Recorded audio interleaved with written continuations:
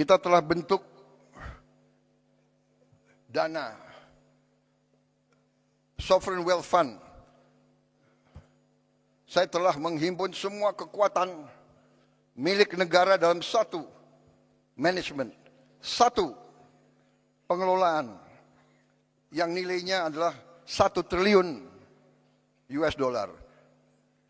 Terus lengkapnya adalah 1040 miliar dolar aset under management. Saudara-saudara, tadinya terpecah-pecah dalam 1040 perusahaan. Bayangkan nggak? Siapa yang bisa manage 1000 perusahaan? Ini akal-akalan. Saya katakan, pimpinan-pimpinan BUMN yang dulu harus bertanggung jawab. Jangan enak-enak kau. Siap-siap kau dipanggil kejaksaan.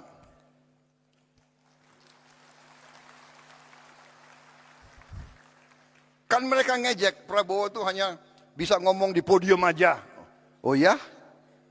Ya tunggu aja panggilan. Lu jangan nantang gue lo.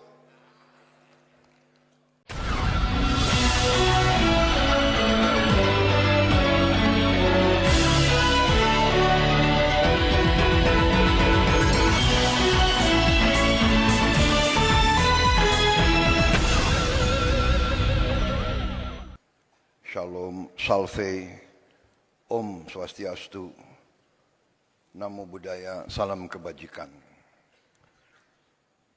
Yang saya hormati, Wakil Presiden Republik Indonesia, Saudara Gibran Rakabuming Raka, Menteri Dalam Negeri, sebagai penyelenggara kegiatan, Jenderal Polisi Purnawirawan Muhammad Tito Karnavian, para menteri koordinator, para menteri, kepala badan, Jaksa Agung, Kapolri, Panglima TNI, Kepala BIN, para penasihat khusus Presiden, Ketua Dewan Ekonomi Nasional, Ketua KPK,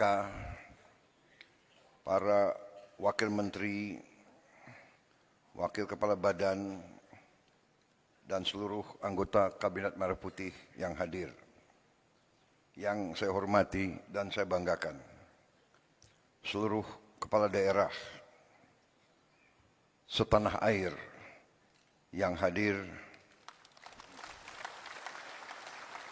para gubernur, para wakil gubernur, para bupati, para wakil bupati,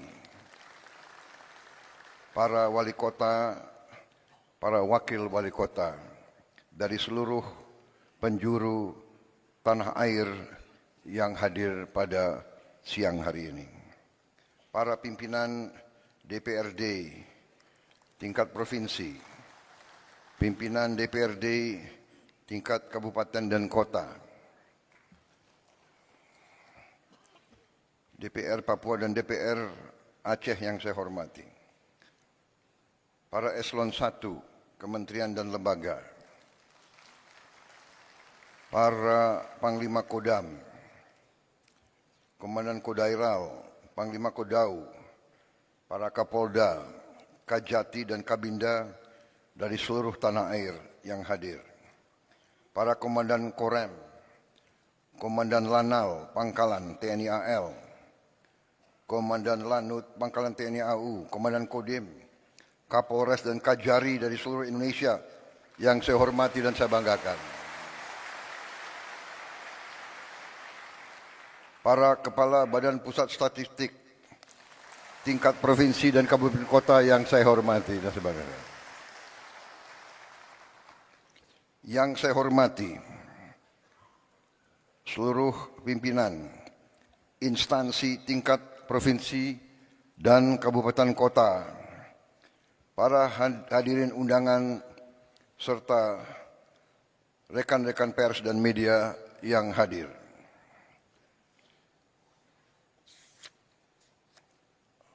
Pertama-tama, sebagai insan yang bertakwa, marilah kita tidak henti-hentinya memanjatkan puji syukur kehadirat Tuhan Maha Besar, Maha Kuasa bagi umat Islam Allah Subhanahu wa taala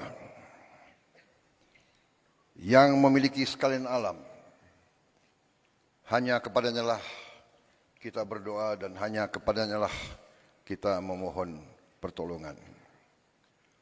Kita bersyukur atas segala karunia, atas kesehatan, kedamaian yang masih diberikan kepada kita. Selagi kita terus berdoa agar saudara-saudara kita yang terkena musibah di beberapa daerah seluruh Indonesia diberi pertolongan, diberi kebaikan secepat mungkin.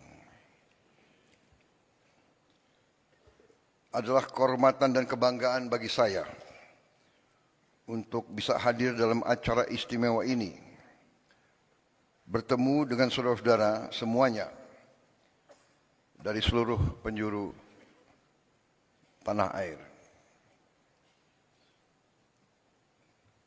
Dalam kesempatan ini, saya menyampaikan penghargaan yang setinggi-tingginya kepada Menteri Dalam Negeri yang menyelenggarakan acara yang tertib seperti ini.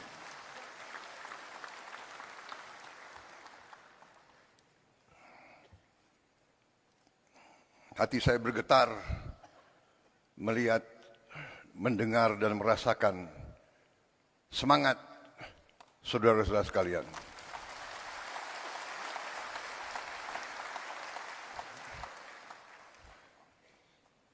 Kalau semangat saudara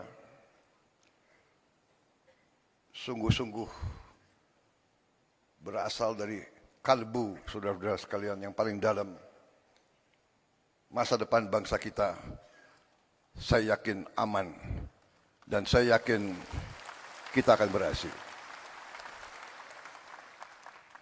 Saudara-saudara, banyak yang selalu menilai, banyak dari luar bangsa kita yang mengatakan bangsa Indonesia adalah bangsa yang tidak mungkin. Indonesia is an impossible nation. An impossible nation. How can so many ethnic groups, so many races, religions be united? Mereka tidak bisa membayangkan bagaimana negara yang sekian banyak suku bangsa, kelompok etnis, sekian ras, sekian agama besar, ratusan bahasa, bisa berkumpul, bisa bersatu, bisa mengejar cita-cita dalam suatu kerangka negara kesatuan. Mereka tidak bisa bayangkan.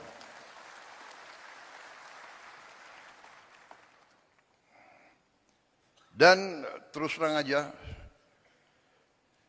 kita sebagai pemerintahan dari tingkat terpusat sampai tingkat paling dekat sama rakyat, kita harus faham benar peran kita, tugas kita sebagai pemerintahan, sebagai pimpinan rakyat.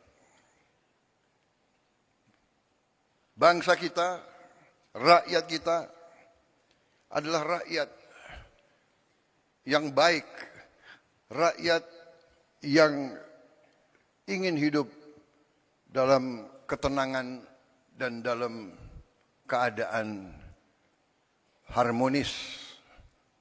Mereka berharap, bahkan mereka mendambakan selalu pemimpin yang baik, pemimpin yang adil, pemimpin yang jujur, pemimpin yang bekerja untuk kepentingan rakyat semuanya, bukan segelintir orang. Bahkan mereka tidak suka pemimpin yang hanya memajukan kepentingan pribadinya saja.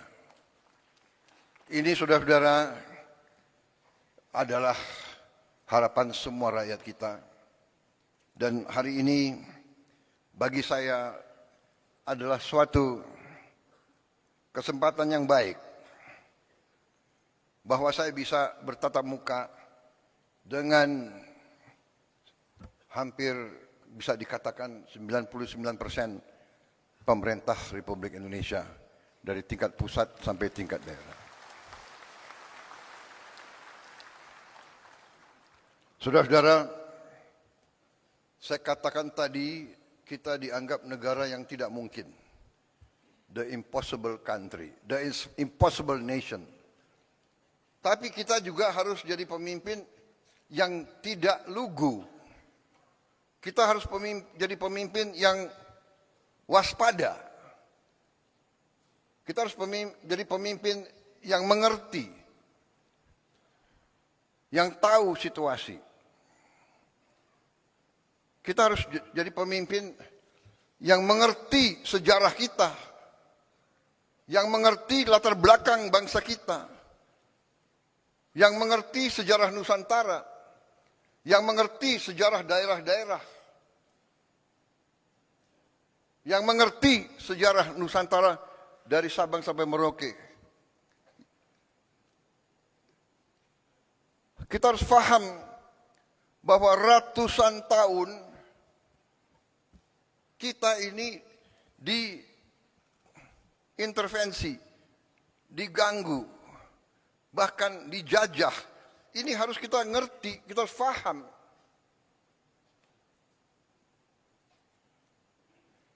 Mereka yang melupakan sejarah akan dihukum oleh sejarah. Mereka yang melupakan sejarah akan terbelit dalam kesalahan-kesalahan yang dilakukan di masa lalu. Kenapa saya mengatakan itu, saudara-saudara? Karena kita mendapat kesempatan hari ini, kita dapat kesempatan untuk melihat bagaimana dunia sebenarnya. Kita melihat sekarang negara-negara besar yang mengajarkan kita untuk demokrasi, untuk hak asasi manusia, untuk the rule of law, untuk menjaga lingkungan hidup. Merekalah yang melanggar apa yang mereka ajarkan.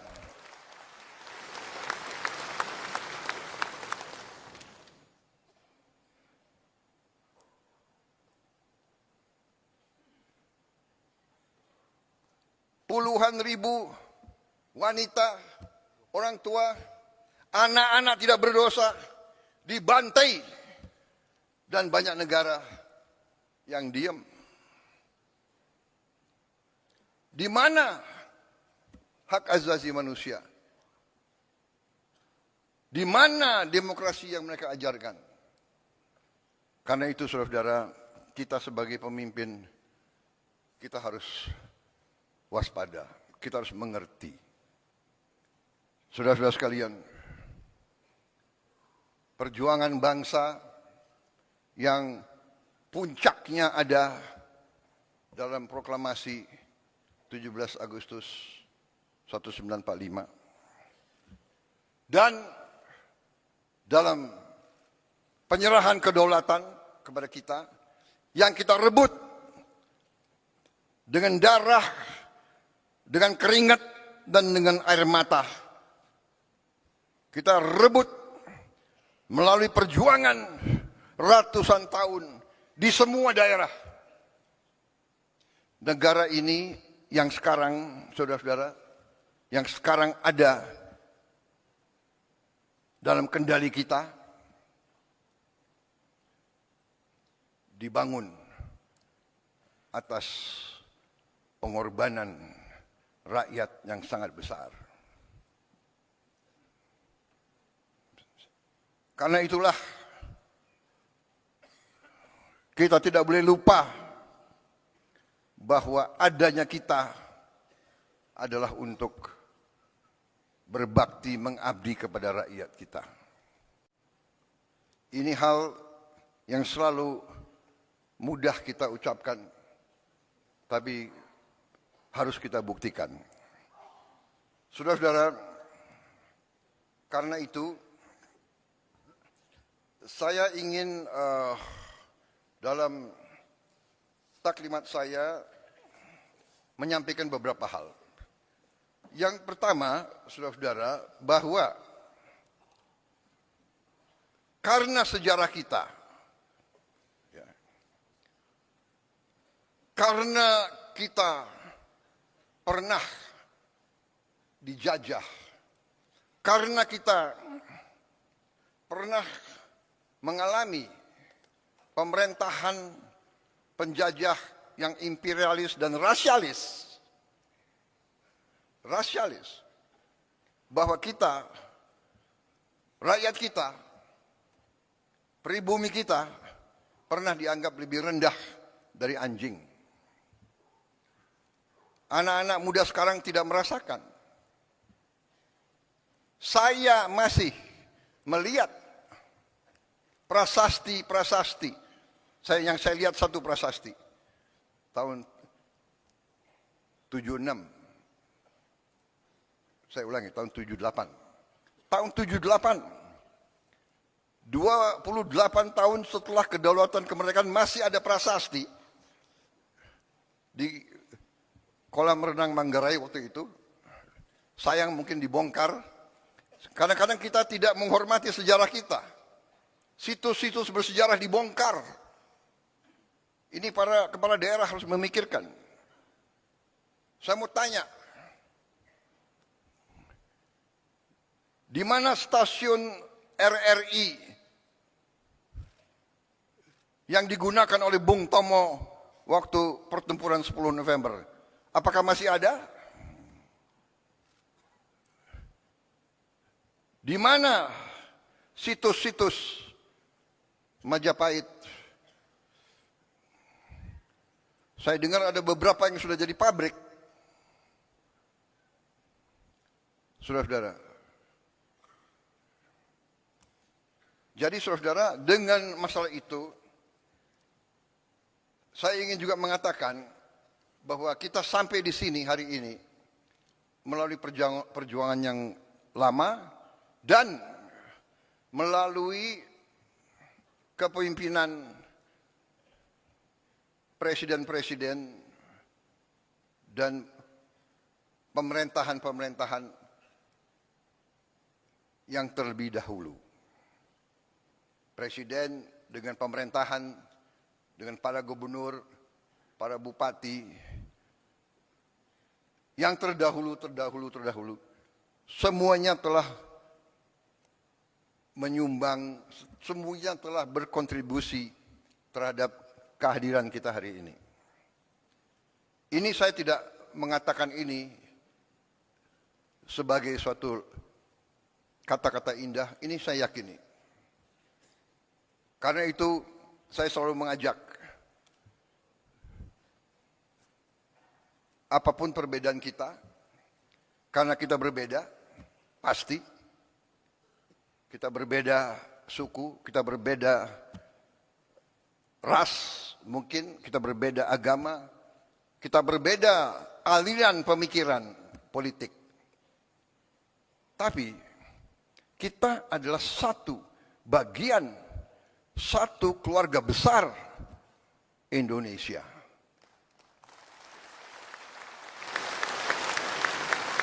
Dan kita bersyukur, mulai dari presiden pertama dan selanjutnya, setiap presiden telah memberi sumbangan yang besar terhadap kelangsungan hidup bangsa Indonesia. Kalau kita melihat kekurangan-kekurangan, kalau kita melihat kesalahan-kesalahan, ya ada kesalahan, ada kekurangan. Karena manusia itu ada kemampuan dan ada batas kemampuan. Tetapi kalau kita lihat, sekali lagi, kalau kita belajar sejarah, kita lihat konteks. Bagaimana Bung Karno, Bung Hatta, dan pemimpin-pemimpin kita begitu menerima kedaulatan pemerintahan, begitu dihantam oleh pemberontakan, oleh kudeta, macam-macam. Ada angkatan perang Ratu Adil dipimpin oleh Westerling. Beberapa hari, 2 minggu setelah penyerahan kedaulatan, terjadi usaha pembunuhan presiden, wakil presiden, perdana menteri kita, dan pimpinan-pimpinan kita. 2 minggu dan seterusnya muncul. Jadi saudara-saudara, kita harus sadar konsep Indonesia ini tidak disukai oleh banyak kekuatan-kekuatan di dunia. Dan kita terbuka saja. Mungkin beberapa kekuatan-kekuatan yang dekat sama kita. Karena itu saudara-saudara, bahwa dari mulai presiden pertama, kita Indonesia, tapi seluruh dunia berada di tengah perang ideologi besar. Perang ideologi besar di dunia, di mana dunia dipecah menjadi blok. Ada blok komunis dan blok anti komunis, blok, bisa dikatakan blok demokrasi atau blok kapitalis. Ini kenyataan. Jadi Indonesia kita harus sadar bahwa kita tidak hidup sendiri.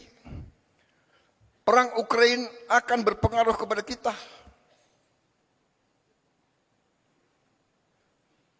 Peristiwa di Gaza berpengaruh kepada kita. Saudara-saudara.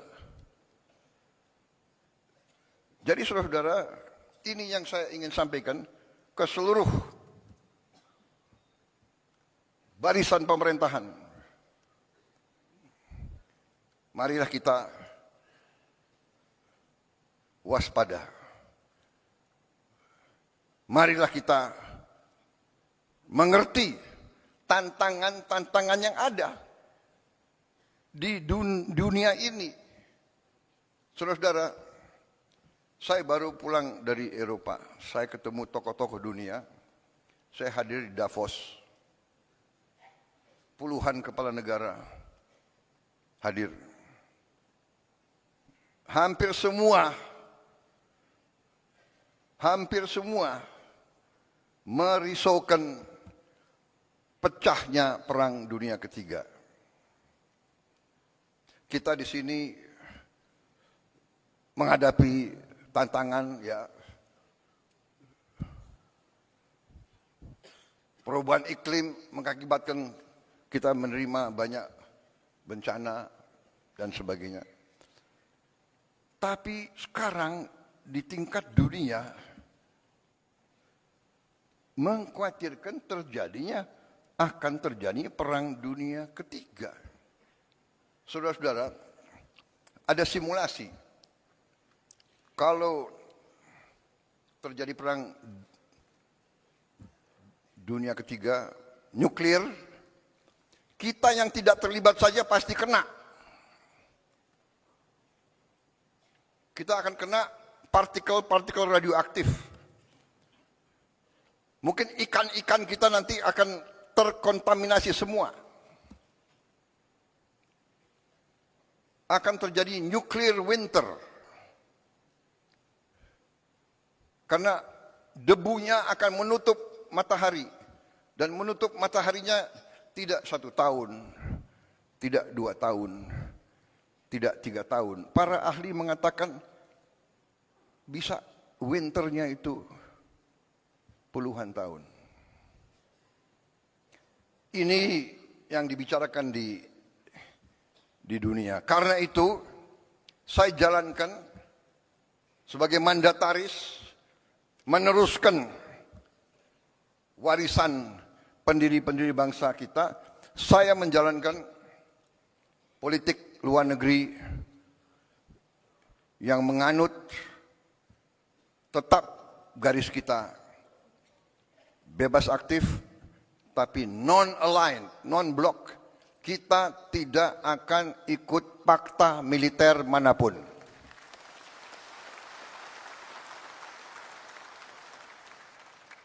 Saya katakan filosofi luar negeri saya adalah 1000 kawan terlalu sedikit, 1 lawan terlalu banyak.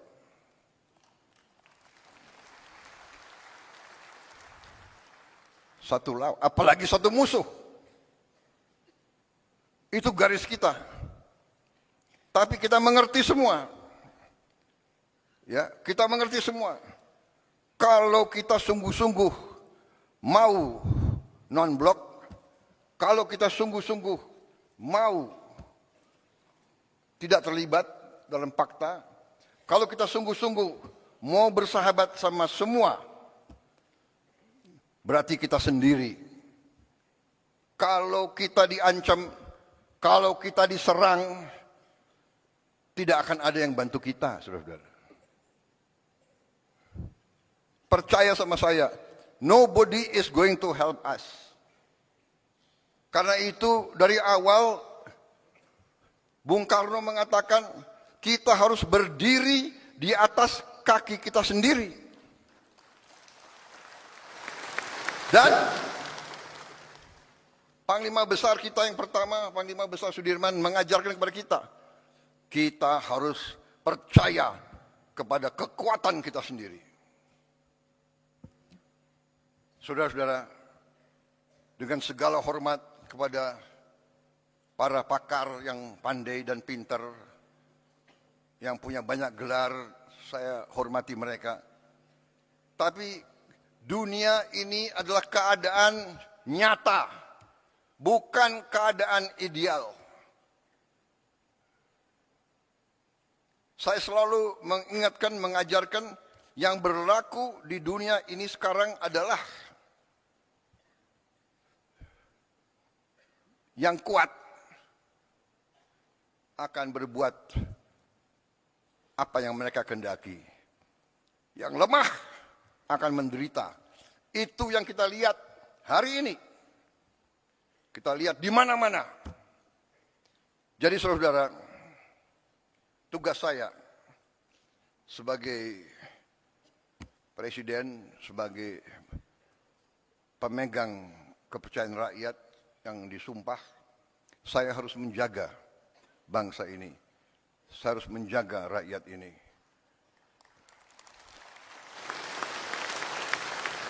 Kadang-kadang gampang untuk kita bilang, gampang kita ngomong. Tapi kadang-kadang tidak gampang untuk dilaksanakan. Kadang-kadang hati kita bergejolak. Tapi kita harus senyum. Karena kita sudah memilih akan baik sama semua. Untuk melindungi rakyat kita. Kita tidak bisa emosional. Kita tidak bisa terlalu idealis. Karena yang berlaku adalah dunia nyata, saudara-saudara. Karena kita tidak mau perang, kita harus siap untuk perang. Kita tidak niat mengancam siapa, tapi selalu mereka ganggu kita. Kenapa saudara-saudara? Karena Indonesia, Nusantara kita semua pulau-pulau kita adalah kaya dengan sumber daya alam yang luar biasa. Karena inilah negara-negara Eropa ratusan tahun ke kita. Negara-negara di utara ke kita. Mereka ke kita ratusan tahun, Belanda, Portugis, Spanyol, Prancis, Inggris, Jepang, Mongol.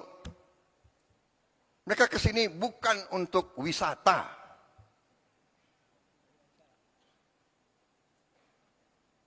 Mereka pertama datang mau dagang. Karena bangsa kita baik, kita nih, genetika kita nih baik, ya kan? Kita suka dengan tamu. Benar? Suka dengan tamu. Semua suku, kalau kedatangan tamu, diterima dengan baik. Walaupun rakyat kita miskin, tamu datang diterima dengan baik. Kalau hanya bisa kasih nasi pakai garam, itu dikasih. Presiden Singapura yang sekarang pernah cerita sama saya, waktu dia masa muda, dia sama istrinya keliling di Sumatera, di Sulawesi Selatan.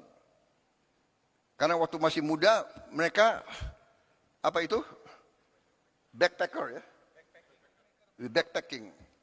Jadi naik bus, numpang. Satu saat di tengah sawah, hujan badai, mereka kesasar. Tahu-tahu ketemu anak kecil membawa mereka ke rumah orang tuanya. Mungkin di Sulawesi Selatan, saya tidak tahu namanya apa, dukuh, ya, hanya kelompok 4-5 rumah. Diajak ke dalam, ketemu orang tuanya, ternyata ini Presiden Singapura cerita sama saya. Dia begini, saya tidak bisa lupa rakyatmu. Kami diajak duduk, mereka sangat-sangat miskin. Kami lihat dia hanya makan nasi sama lauknya pisang. Bapak, ibu, 2 anak, 2 tamu. Satu apa itu? Satu tampang beras, nasi, dengan pisang. Itu dibagi ke tamu dulu. Ini sifat bangsa kita. Saya mengalami sebagai perwira muda, prajurit muda, rakyat kita di mana-mana keluar memberi sesuatu yang bagi mereka sangat susah. Ini cerita Presiden Singapura 30 tahun yang lalu. Sekarang rakyat kita masih banyak yang hanya makan nasi. Mungkin dengan daun singkong, mungkin hanya dengan garam. Saudara-saudara sekalian, karena itu kita hormati semua pendahulu, tapi kita harus faham bahwa kita masih menghadapi kesulitan. Kita masih menghadapi tantangan. Kita masih menghadapi kekurangan. Kita tahu bahwa rakyat kita masih banyak yang mengalami kesulitan hidup. Sekarang para ahli ekonomi, ya, ada istilah desil 1, desil 2, desil 3, desil 4 dan sebagainya. Dan kita ini kadang-kadang takut bicara apa adanya. Nggak mau kita mengakui. Kita nggak mau bilang miskin, nggak enak. Prasejahtera.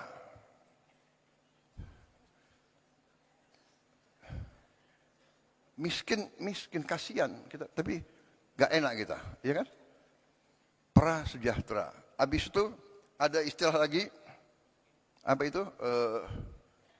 bahasa Inggrisnya the aspiring middle class. Jadi orang yang berusaha naik ke middle class. Dia berusaha naik, berarti dia belum sampai kan? Berarti dia bukan kelas menengah. Kalau dia nggak kelas menengah, dia kelas apa? Ya. Tapi dia aspiring middle class. Ini BPS. Pinter juga kalian cari istilah-istilah itu. Tapi saya mengerti. Saudara tidak mau turunkan moral bangsa Indonesia. Habis itu the aspiring middle class. Habis itu ada yang rentan miskin. Gimana rentan miskin? Gimana? Iya kan? Rentan miskin. Habis itu miskin, baru sangat miskin. Saudara-saudara, kita harus berjuang bersama-sama, semua unsur, semua tingkatan, semua latar belakang, semua partai manapun, kita harus bersatu. Kita harus berjuang menghilangkan kemiskinan dari bumi Indonesia. Kita tidak boleh menyerah. Kita tidak boleh takut dengan kesulitan. Kita tidak boleh mengatakan, aduh, apa bisa, apa mampu. Karena di sini banyak kelompok. Ada kelompok-kelompok, apa bisa, apa mampu.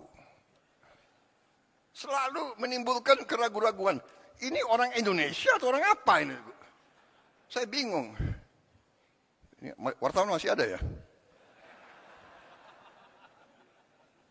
Baik,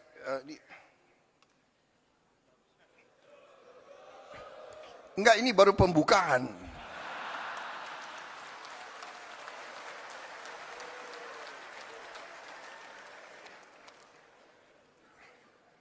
Saya belum sampai ke halaman pertama, belum selesai. Jadi saudara, ya, kita tidak boleh menyerah sebelum bertanding. Kemiskinan terlalu banyak. Saudara-saudara, ya, kemiskinan terlalu banyak. Tapi ini tidak bisa kita terima karena kekayaan kita sangat-sangat banyak. Sangat-sangat banyak. Tapi, terus terang aja, kita harus berani mengakui bahwa unsur pimpinan di semua tingkat, unsur elit. Apa arti elit? Elit itu ya pemimpin, elit ya di atas. Ada elit akademis, para profesor, elit politik, para pemimpin politik, elit tentara polisi, para pimpinan tentara polisi, elit yudikatif, elit ya pemimpin. Kita harus akui bahwa elit Indonesia masih kurang dalam tugasnya menjaga dan mengelola kekayaan bangsa Indonesia.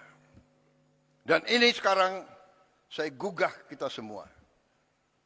Saya gugah, mari kita semua sebagai pemimpin, mari kita sekarang membulatkan tekad kita, membenahi diri kita dan unsur kita, dan lingkungan kita, dan lingkaran kita. Mari kita bertekad untuk menyelamatkan, menjaga, dan mengelola kekayaan alam kita untuk sebesar-besarnya kepentingan rakyat kita.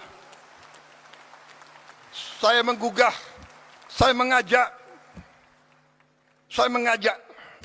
mari saudara-saudara, kita bersatu. Tidak ada urusan saudara berasal dari partai mana. Jangan kita terlibat dalam apa itu? Dalam sekat-sekat yang timbul karena sejarah. Kita belajar dari sejarah.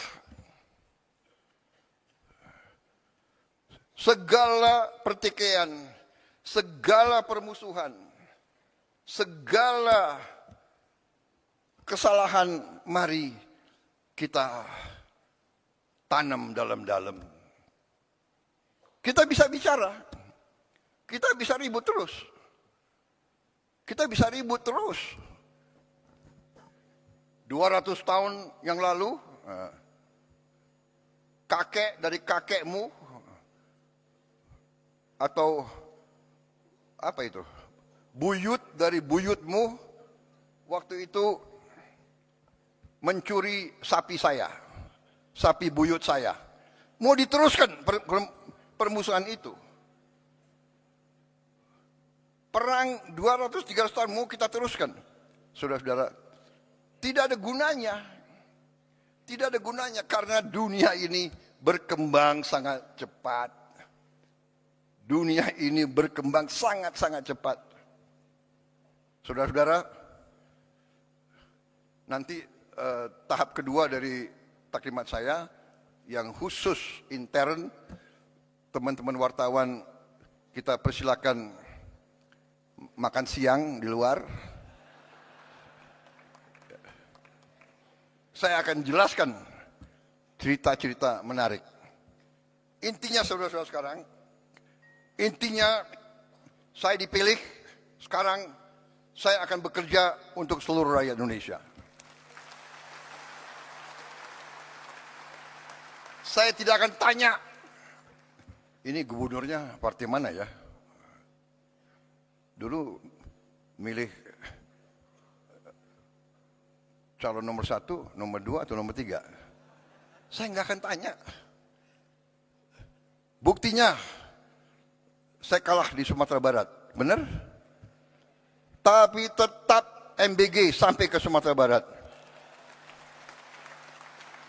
Tetap Koperasi Merah Putih. Tetap kita bangun, kita rehabilitasi Sumatera Barat.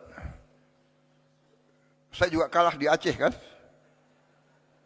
Tapi tetap kita bangun Aceh habis-habisan. Gak ada. Tidak boleh ada permusuhan, tidak boleh ada sakit hati.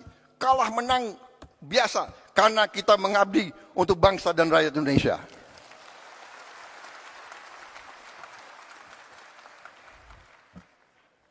Saya nggak tanya, Pak Bursah, kau partai mana? Kan nggak saya tanya. Nggak saya tanya kan? Tetap saya dukung beliau. Benar. Karena istrimu kan Gerindra. Tapi saya nggak tanya dia. Saya nggak tanya dia. Kebetulan istrinya Gerindra. Nggak ada urusan saya. Kalau Gerindra brengsek, Gerindra pun saya tangkap. Saudara-saudara. Ya? Jangan macam-macam. Nggak ada itu. Kita semua bergerak. Jadi persaingan, pertandingan ya pertandingan. Kalau ada pemilihan harus ada pemilihan. 2 calon, 3 calon, 5 calon, nggak apa-apa, bagus. Tapi begitu selesai, sudahlah kerja. Nah ini yang saya tawarkan. Ayo bekerja untuk rakyat. Pak Pram dari PDIP. Tapi tetap saya akan dukung sebagai gubernur DKI. Karena tugas saya, kewajiban saya adalah seluruh rakyat Indonesia, termasuk rakyat DKI. Walaupun gubernurnya partai lain, saya akan dukung beliau supaya DKI aman dan selamat. Kan begitu. Nanti 2029 ya terserah. Iya kan, gak apa-apa. Gak apa-apa, benar. Jadi saudara-saudara, saya sedikit jelaskan ya. Yang saya lakukan sekarang, yang saya tawarkan kemarin waktu saya dipilih sebelumnya adalah saya ingin dan saya punya dan saya menyebarluaskan sesuatu yang saya pelajari sekian puluh tahun. Sehingga saya membuat, dan saya pelajari dalam negeri dan luar negeri. Saya keliling, kawan-kawan saya banyak. Saya keliling. Tiap kali saya suatu negara, walaupun saya nggak berkuasa dulu, saya datang ke Pak Mahathir. Waktu dia lagi kuat-kuatnya, Pak Mahathir, bagaimana Bapak menghadapi korupsi?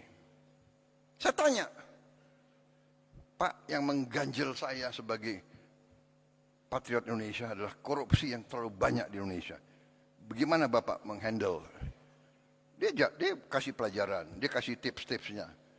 Dia bilang, you bisa atasi korupsi hanya melalui pendidikan. Pendidikan begitu vital. Habis itu saya ketemu pemimpin di Thailand, saya tanya. Saya ketemu pemimpin di mana-mana. Sehingga saya membuat satu strategi yang sudah ada di buku, yaitu saya beri nama strategi transformasi bangsa. Jadi kita mau menjadi negara maju modern. Ya. Kriteria kita adalah maju modern, di mana seluruh rakyat kita mengalami kualitas hidup yang baik. Kita tidak bermimpi untuk menjadi high income country. Kita tidak bermimpi kita mau hidup seperti Norwegia atau Kanada, atau kita hanya mau supaya semua rakyat kita hidup, kualitas hidupnya baik. Artinya makan harus cukup sehat, kesehatannya harus dijamin, anak-anaknya harus sekolah dengan baik, dia punya penghasilan yang cukup. Dan inilah strategi yang kita buat, ya, yang saya sebut 8 misi dari Asta Cita, 17 program prioritas, dan program hasil terbaik cepat. Ya. Dan saudara-saudara, dari itu, ya, kalau bisa saya ringkas, lebih sederhana, yaitu fondasi pertama kita, mau tidak mau, suka tidak suka, kita harus swasembada pangan. Swasembada pangan. Tidak ada alternatif. Kalau kita mau merdeka, kalau kita mau sejahtera, kita harus jamin produksi pangan. Sehingga pangan bisa dinikmati oleh seluruh rakyat kita. Swasembada pangan adalah syarat, itu adalah pilar yang utama dari strategi yang saya tawarkan dan saya jalankan sekarang. Saya ajak saudara, ayo sama-sama sebagai patriot bangsa. Tapi kalau kau tidak mau ikut saya tetap jalan terus. Karena saya bertekad Indonesia harus mampu mencapai kemerdekaan yang sejati. Kemudian swasembada energi. Harus. Nanti ada kelompok, apa bisa? Bisa. Kita sudah hitung. Kita punya kelebihan-kelebihan luar biasa. Kenapa kelapa sawit bagi saya katakan itu miracle crop. It is a miracle crop. Ada kelompok nyinyir, kenapa kelapa sawit? Ya kan? Loh, Prabowo mau bikin kelapa sawit. Ya, untuk rakyat Indonesia. Karena kelapa sawit itu tidak hanya untuk minyak goreng. Saya ke dunia, keliling-keliling, hampir semua pemimpin negara minta ke saya, kami mohon Indonesia, tolong supply kelapa sawit, CPO. Saya ke Mesir, saya ke Pakistan, saya ke Rusia, saya ke Belarus, di mana-mana, tolong kelapa sawit, tolong. Artinya, it's a very strategic commodity. Karena dari kelapa sawit kita bisa punya puluhan derivatif. Cat dinding dari butuh kelapa sawit. Makanan, roti harus pakai minyak kelapa sawit. Dan nanti minyak kelapa. Dan sebagainya, dan sebagainya, dan sebagainya. Sabun. Berapa miliar rakyat dunia harus mandi tiap hari. Kecuali yang malas mandi.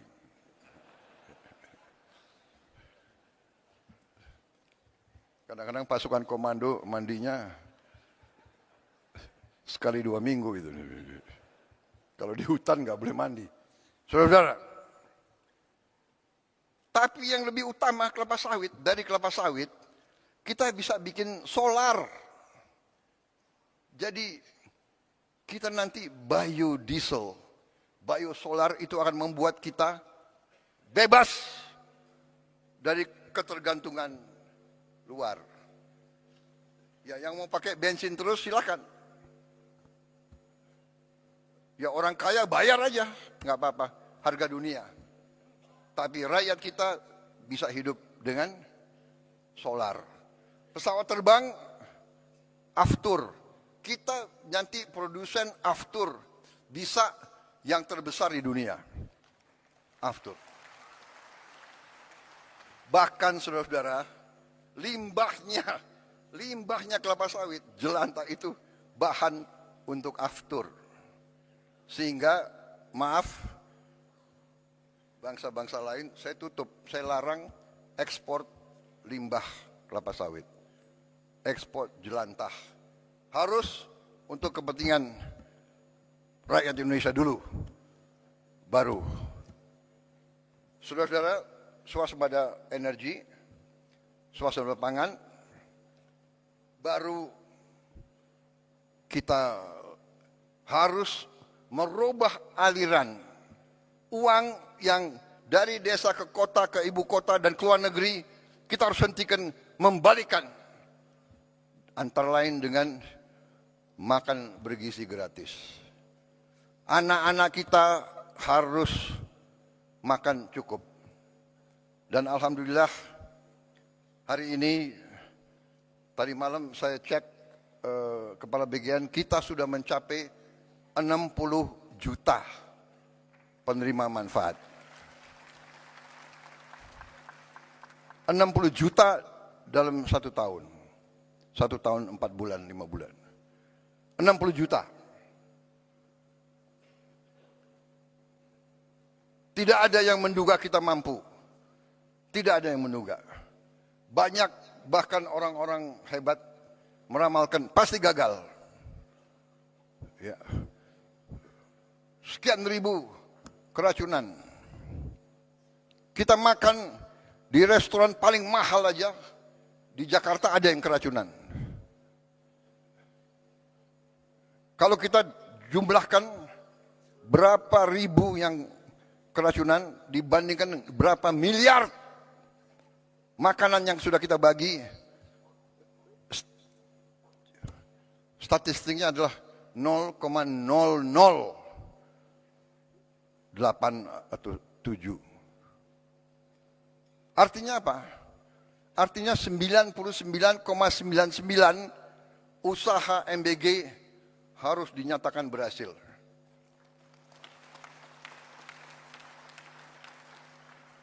Saya tidak mengerti. Ya, mungkin dasarnya adalah menganggap lawan politik apa saja dibuat harus diserang, harus dijelek-jelekan. Ya inilah usaha kita untuk menjelaskan.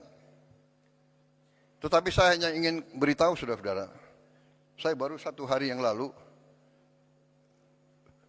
para ahli pakar dari White House sedang mempelajari MBG kita ini. Sedang mempelajari MBG kita sendiri. 3 bulan, 4 bulan yang lalu saya terima rombongan dari Rockefeller Institute. Datang ke saya. Dan dia mengatakan, makan bergizi gratis itu adalah investasi yang terbaik yang bisa dilakukan oleh suatu negara.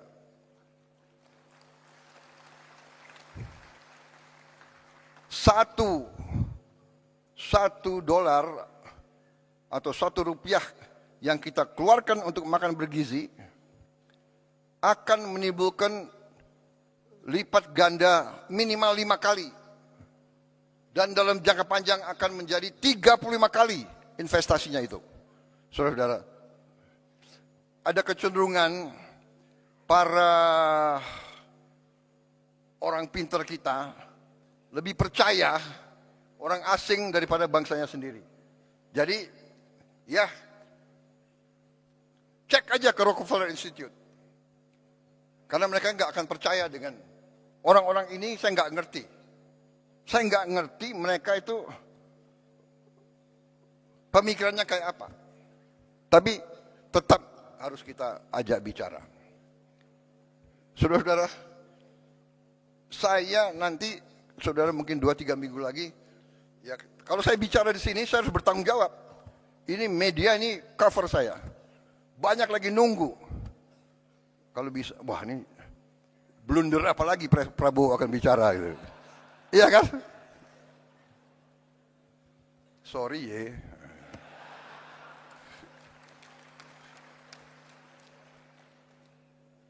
Saya kaget sendiri. Menteri Kesehatan, you boleh cek.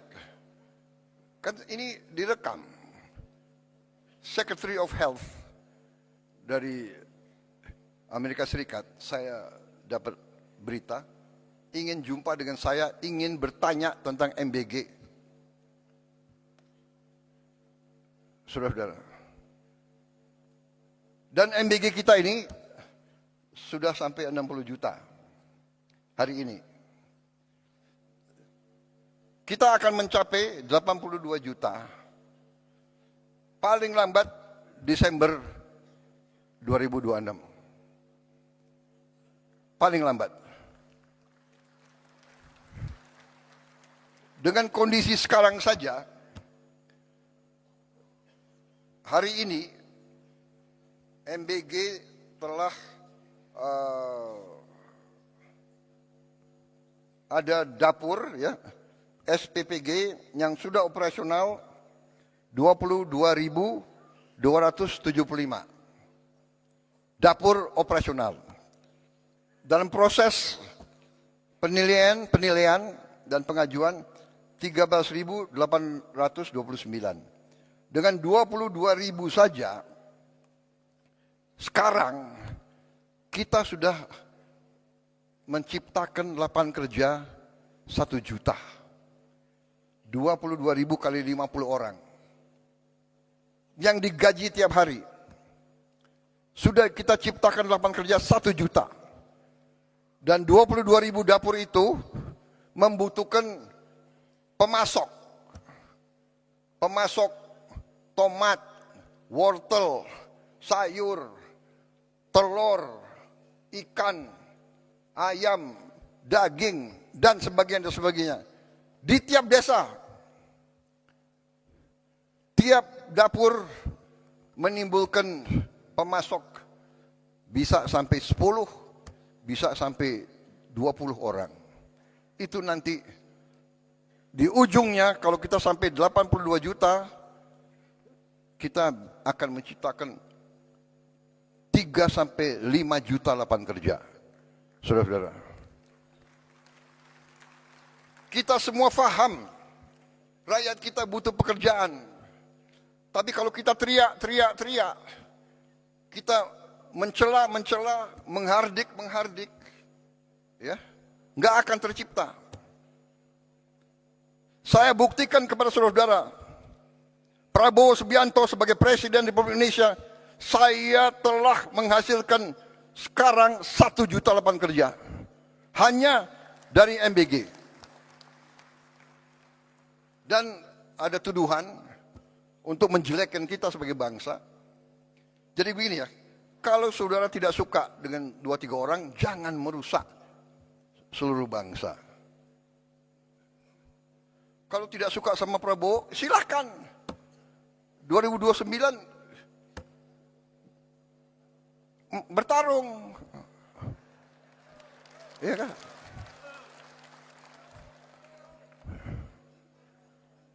Sedikit-sedikit mau demo.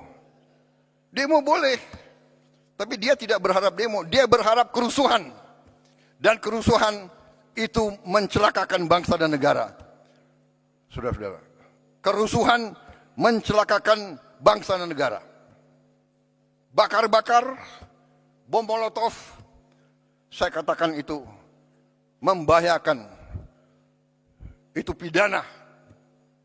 Saya tidak ragu-ragu. Kalau demo silakan, tapi mau bagaimana mau demo? Kamu 5.000 kali demo, tidak akan ada satu pabrik dibuka. Jadi kelompok-kelompok ini sadar atau tidak sadar, saya yakin mereka dikendalikan oleh kekuatan asing. Yakin saya. Yakin saya dan saya punya bukti.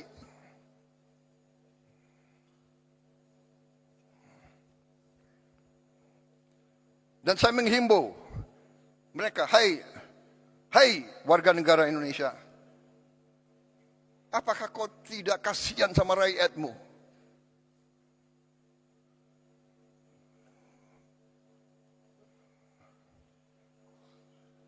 Saudara-saudara, saya tadi sudah tayangkan capaian-capaian kita, dan capaian-capaian ini real, bukan omon-omon.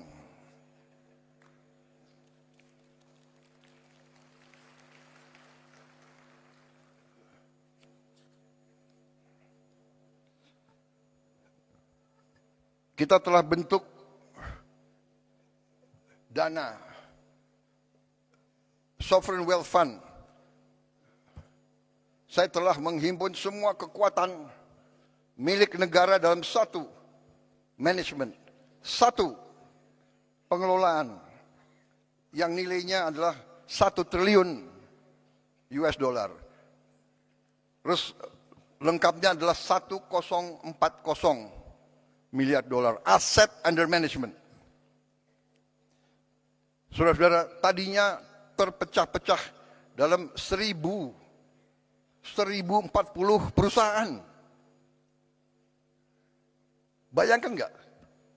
Siapa yang bisa manage 1000 perusahaan? Ini akal-akalan. Saya katakan, pimpinan-pimpinan BUMN yang dulu harus bertanggung jawab. Jangan enak-enak kau. Siap-siap kau dipanggil kejaksaan.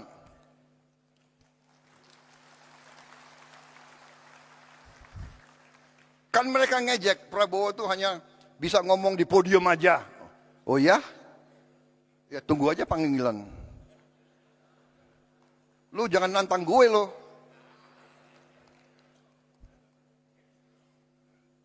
Saya hanya takut sama rakyat Indonesia dan Tuhan Maha Besar. Saya hanya takut itu. Dan kita semuanya harusnya itu. Saudara-saudara, sudahlah. Kita ini semuanya sebentar lagi dipanggil. Benar. Dan kalau dipanggil tidak sesuai nomor urut. Tidak sesuai senioritas. Sorry ya. Belum tentu aku duluan dipanggil. Bisa yang muda-muda di sana tuh. Iya kan?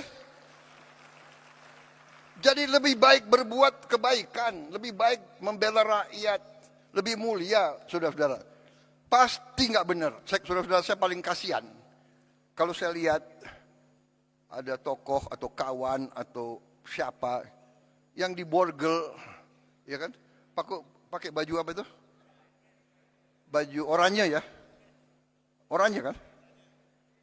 Pakai warna oranye ya kan? Kasihan anak istrinya. Sekarang ini sudahlah saudara-saudara ya. macam-macam ada, digital ada apa, susah sudah. Saudara-saudara, kita tadi saya sudah katakan kita sudah mencapai 60 juta penerima manfaat tiap hari. Ibu hamil kita antar makanan.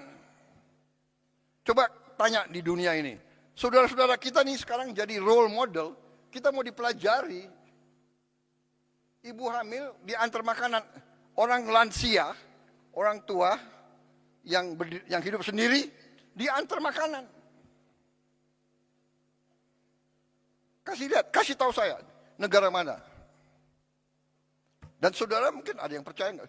Tapi nanti saya juga kaget loh. Kok White House mempelajari makan bergizi kita ini?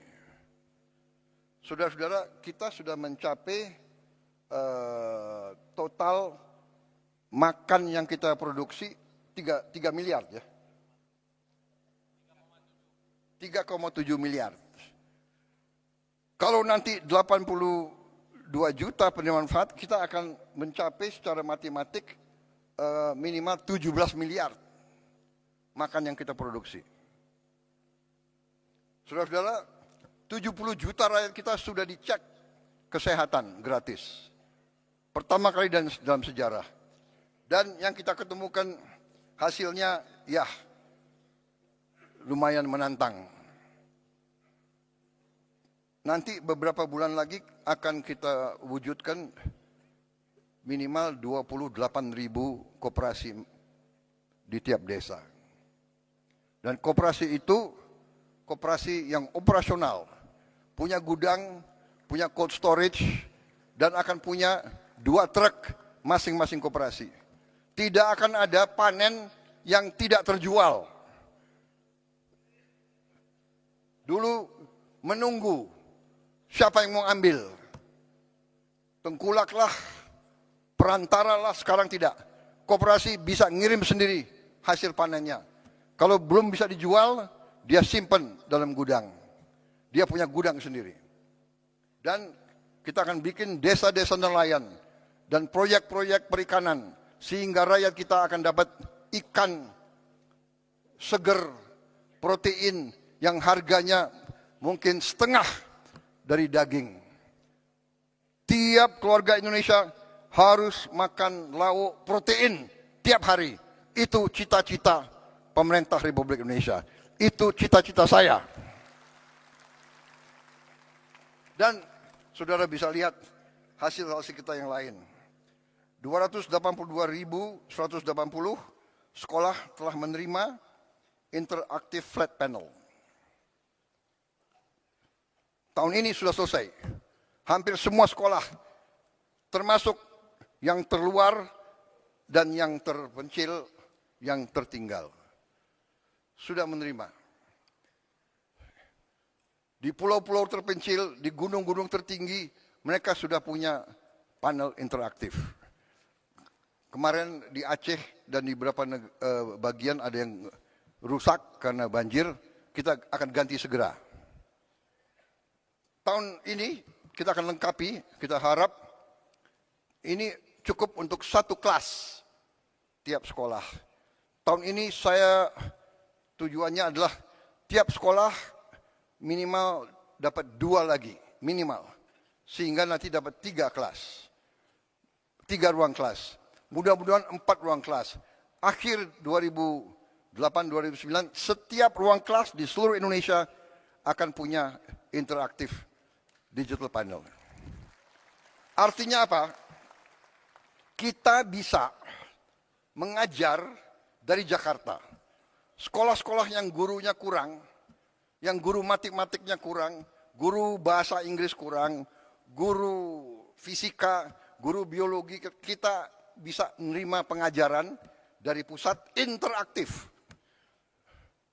Saya sebetulnya nanti ujungnya saya bisa lihat ruang kelas gurunya ada atau tidak.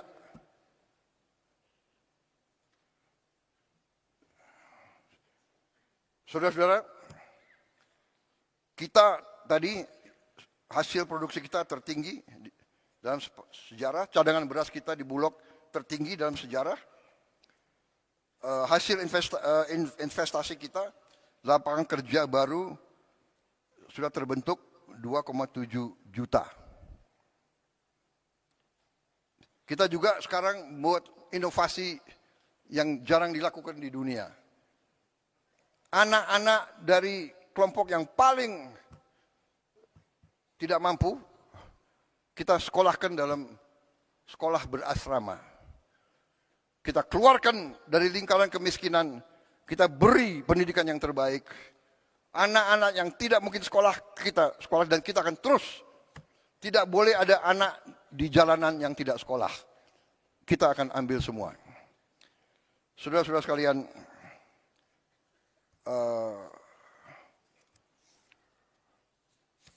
saya kira sudah, nanti yang salah satu program kita yang sangat strategis adalah kampung nelayan.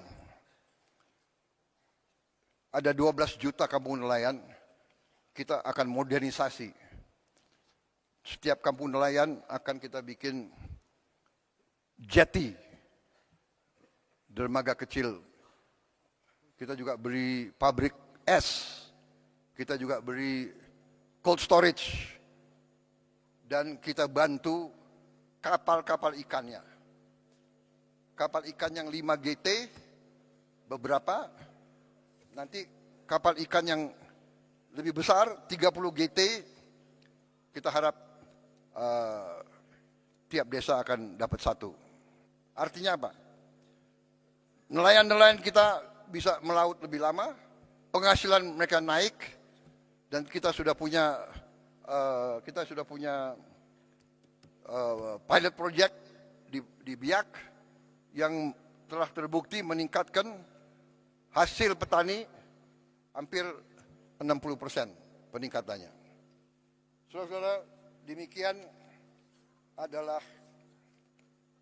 hasil-hasil kita, baru sekelumit, masih banyak lagi hasil kita, tapi itu highlight ya. Kita telah berbuat banyak. Yang paling strategis nanti saya kira adalah Danantara. Sekarang kita tidak ke luar negeri minta-minta investasi. Kita mengajak. Dan kita punya kemampuan sekarang. Jadi tadi saya sampaikan pokok-pokok yang harus kita mulai, kita laksanakan adalah hilirisasi.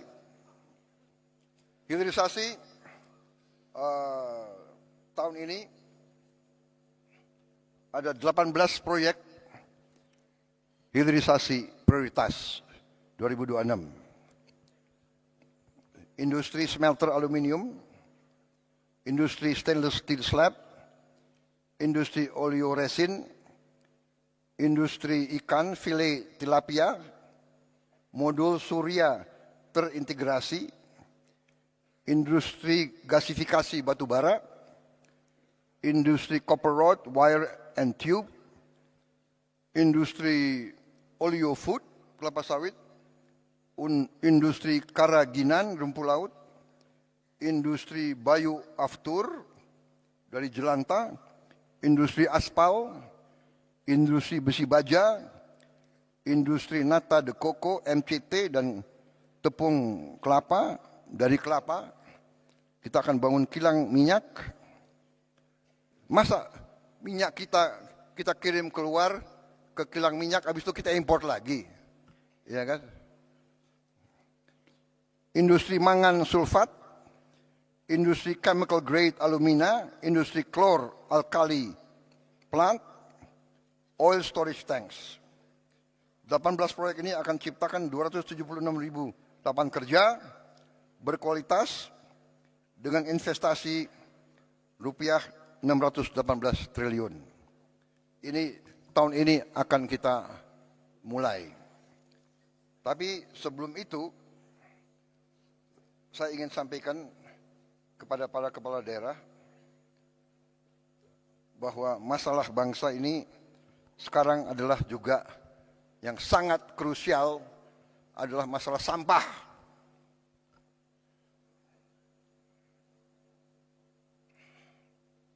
Sampah ini menjadi masalah.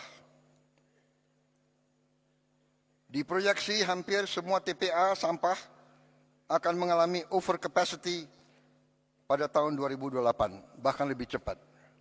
Untuk itu, tahun ini kita akan buka 34 proyek pembangunan waste to energy di 34 kota. Ini saya minta groundbreaking berapa bulan ini dilaksanakan. Ini kita perkirakan 2 tahun lagi sudah berfungsi. Ini investasi cukup besar.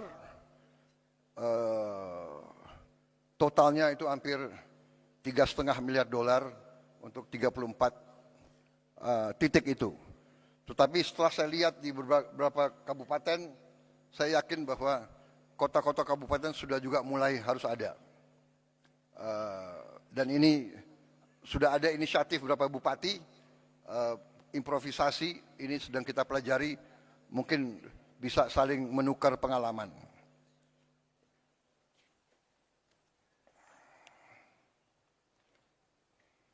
Penyelesaian masalah sampah, kita perlu kerjasama antara pemerintah pusat dan pemerintah daerah, tapi kita tidak boleh menunggu. Karena itu, bila perlu, demi kepentingan rakyat, pemerintah pusat yang akan memimpin. Saudara-saudara sekalian.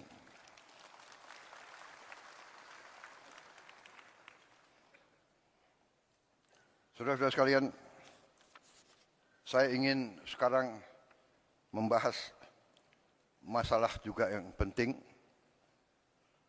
Salah satu masalah tadi kita lihat sampah di mana-mana, ya. Ini harus kita selesaikan.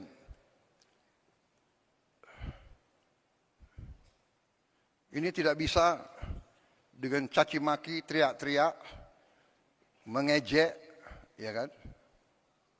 Tidak bisa. Ini harus kerja benar. Realita. Ini realita. Saudara-saudara, salah satu yang kita mengerti, yang selalu kelompok itu, kita butuh lapangan kerja. Kita butuh lapangan kerja. Ada gap antara yang kaya dan miskin. Mengerti kita. Kita sudah mengerti masalahnya, ini kita sedang atasi. Saudara-saudara, salah satu adalah pariwisata. Pariwisata menyerap lapangan kerja paling banyak. Menyiapkannya juga paling cepat dan lebih murah dari yang lain-lain. Tapi saya menggugah saudara-saudara sekalian. Pariwisata, apakah turis mau datang melihat sampah? Indonesia indah, dia mau datang lihat kumuh. Dia mau ke Bali, pantai Bali kotor. Saya di Korea ketemu tokoh-tokoh di Korea, menteri-menteri, jenderal-jenderal, kadang-kadang ya tentara dimanapun, dia nggak pakai basa-basi, bicaranya apa adanya. Dia ngomong ke saya, dia bilang, Your Excellency, I just came from Bali. Oh, Bali so dirty now. Bali not nice. Wah, tapi saya terima itu sebagai koreksi. Ya. Ini kita harus atasi bersama. Ini kalau nggak salah, sorry.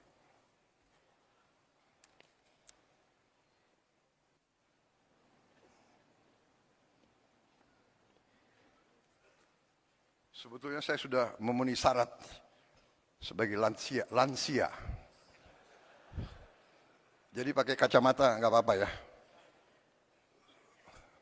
Nah, ini maaf ya, gubernur bupati-bupati dari Bali ini real loh. Bali bulan Desember 2025. Ini Pantai Bali. Bagaimana turis mau datang ke situ lihat sampah?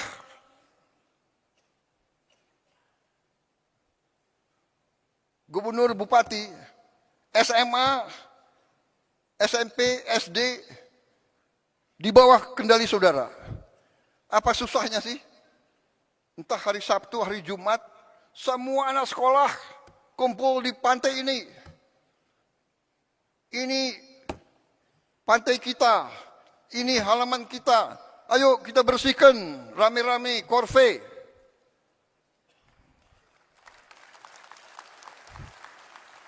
Apa salahnya? Kalau bupati dan gubernur tidak bisa saya perintah, Dandim, Danrem, saya perintahkan kau, ya, gerakan anak buahmu, korve, tiap hari atau tiap berapa hari, korve, korve, korve.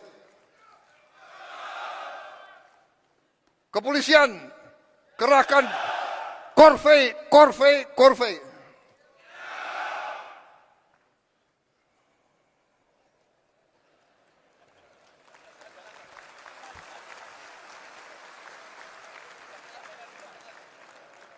Dan antara semua BUMN,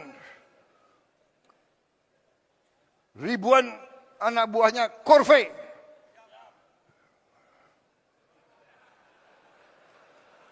Saya tidak mau lihat plastik atau sampah di sekitar kantor-kantor BUMN.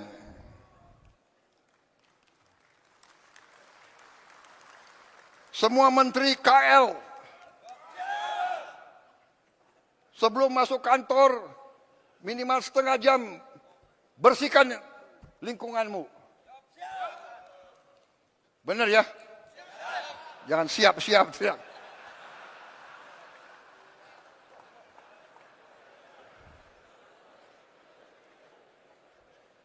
Minimal setengah jam pagi-pagi sebelum masuk kantor. Kalau perlu menteri yang mimpin. KL semua itu. Semua kantor. Ya. Kita ini sekarang harus menyatakan perang terhadap sampah.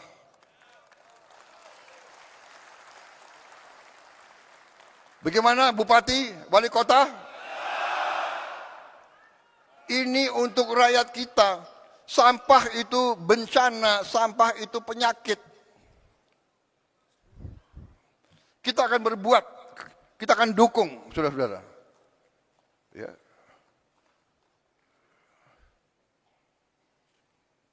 Ini 34 kita segera mulai. Begitu ada uang, kita arahkan ke sini juga. Bagaimana kita mau jual, kita mau harapkan pariwisata, kalau lingkungan kita nggak benar, ya, jorok, kotor. Saudara-saudara, dalam waktu dekat, saya sebetulnya mau launching apa yang saya sebut Gerakan Indonesia Asri. Aman, sehat, resik, indah. Resik saya tanya artinya apa? Artinya bersih, tertib, dan sebagainya. Ini hanya suatu katakanlah nama, tapi wujudnya tadi, ya. Semua instansi pemerintahan harus memimpin korve. Anak sekolah gak apa-apa. Pagi-pagi 10 menit, 15 menit, setengah jam. Kalau ratusan ribuan itu, cepat itu. Ya, modalnya nanti apa? Modalnya gerobak-gerobak, truk-truk, sampah, dan sebagainya. Kemudian salah satu dalam rangka indah, saya lihat, saudara-saudara, semua kota kecamatan, hampir semua desa kita, sekarang maaf ya, terlalu banyak genteng dari seng. Seng ini panas untuk penghuni. Seng ini juga berkarat. Jadi tidak mungkin Indonesia indah kalau semua genteng dari seng. Maaf, saya tidak tahu ini dari dulu industri aluminium dari mana ya. Maaf, bikin yang lain-lain deh. Saya ingin semua atap Indonesia pakai genteng.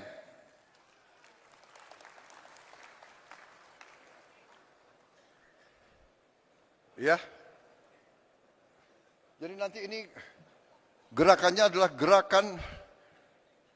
proyeknya adalah proyek gentengisasi seluruh Indonesia. Alat-alat genteng itu, alat pabrik genteng itu tidak mahal. Jadi nanti koperasi merah putih akan kita lengkapi dengan pabrik genteng. Genteng itu bahan bakunya dari tanah dan dengan dicampur dengan beberapa zat limbah lainnya bisa ringan dan kuat. Saya dapat laporan dari profesor-profesor kita bahwa limbah dari batu bara ya, ash itu dari batu bara ya, itu dicampur dengan tanah, bahan genteng yang baik. Jadi saudara-saudara, kita akan bantu saudara, ya. Nah itu, sebelum gentengisasi, sesudah gentengisasi.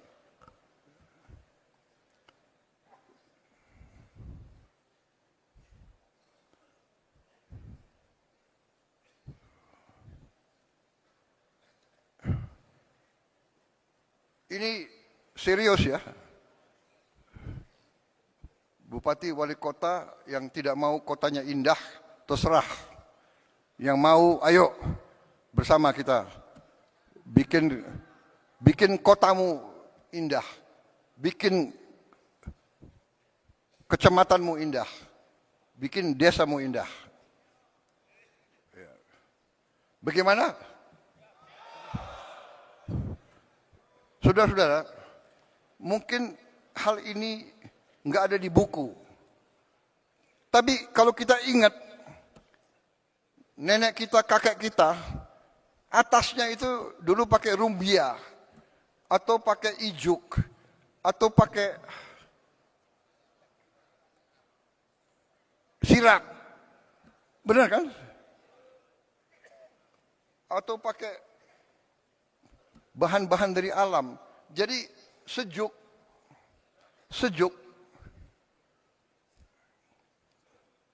Dulu desa ibu saya di Minahasa itu pakai rumbia semua, sejuk. Sekarang seng. Jadi saudara-saudara, saya mengajak, ini sangat penting. Turis dari luar untuk apa didatang melihat seng berkarat? Karat itu lambang degenerasi.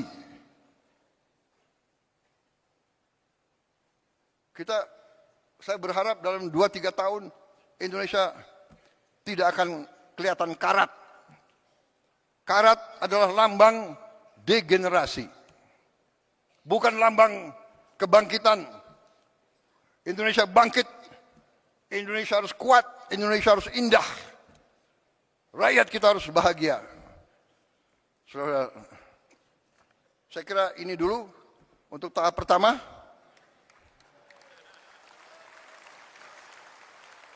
Waktu mungkin untuk Isoma, ya. Nanti kembali saya kasih beberapa pengarahan yang mungkin khusus untuk para pemerintah saja. Terima kasih. Untuk sementara saya break dulu. Saya sudah bicara tadi berapa lama ya? 2 jam ya? Ya, tahap yang kedua ini tidak akan 2 jam. Mudah-mudahan. Saya berusaha 1 jam lagi ya. Tapi sekarang kita break, isyomah. Kita bisa istirahat sebentar, nanti kita kembali lagi. Mendagri yang atur ya. Mendagri kemana nih?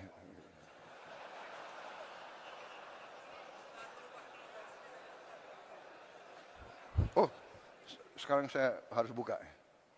Saya buka. Oh ya, ini ada. Pakai apa? Oh.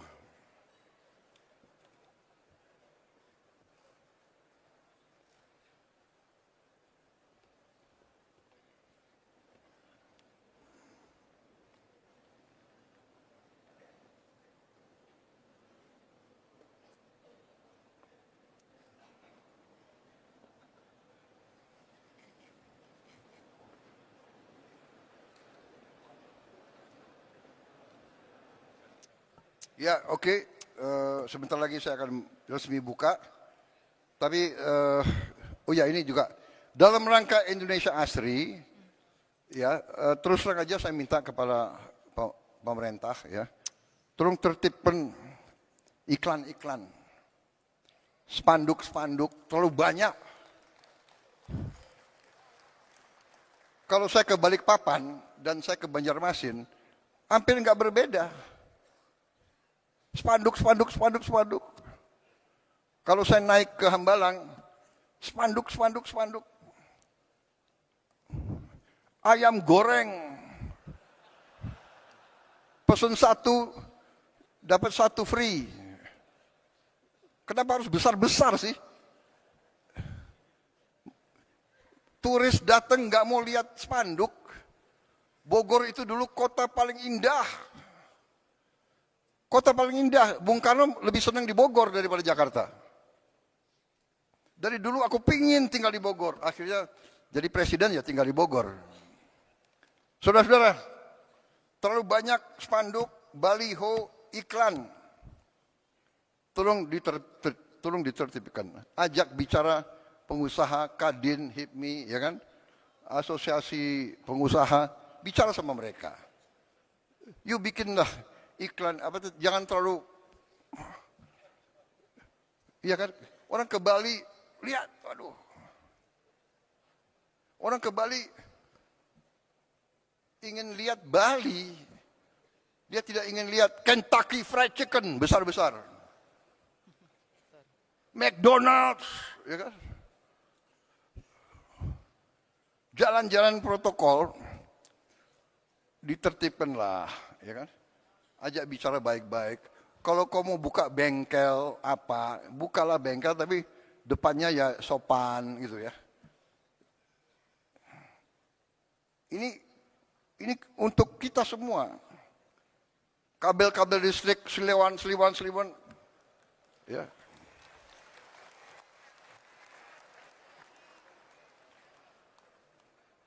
Baik, ini saya dapat apa? Pointers dari staff. Seskap. Mohon izin Pak, wartawan masih di lokasi.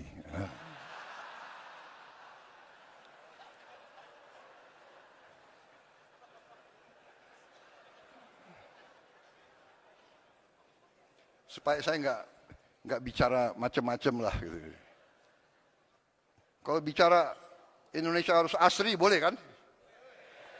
Baik, terima kasih. Kita break dengan mengucap Bismillahirrahmanirrahim. Pada pagi hari ini, Senin 2 Februari 2026, saya Prabowo Subianto, Presiden Republik Indonesia, dengan ini secara resmi saya nyatakan Rapat Koordinasi Nasional Pemerintah Pusat dan Daerah tahun 2026 secara resmi dibuka.